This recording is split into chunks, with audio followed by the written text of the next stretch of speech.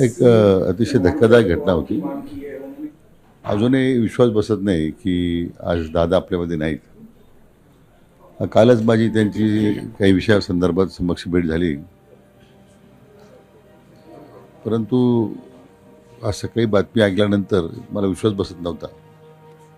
एक सच्चा एक तळमळीचा आणि समर्पित काम करणारा एक नेता महाराष्ट्रामध्ये आपला हरपलेला आहे,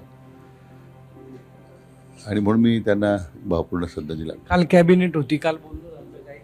नाही, आमच्या काही विषयावर कारखान्याच्या संदर्भात चर्चा झाली. त्यांनी मला संध्याकाळी 6 वाजता परत फोन करून सांगितला की राधाकृष्ण पाटील तुमचं काम केलं म्हणून.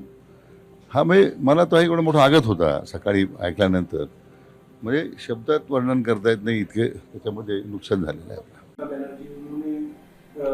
एक अतिशय धक्कादायक घटना होती. अजूनही विश्वास बसत नाही की आज दादा आपल्यामध्ये नाहीत. कालच माझी त्यांची काही विषयासंदर्भात समक्ष भेट झाली, परंतु आज सकाळी बातमी ऐकल्यानंतर मला विश्वास बसत नव्हता. एक सच्चा एक तळमळीचा आणि समर्पित काम करणारा एक नेता महाराष्ट्रामध्ये आपला हरपलेला आहे, आणि म्हणून मी त्यांना भावपूर्ण श्रद्धांजली दिला. काल कॅबिनेट होती, काल बोलणं झालं काही?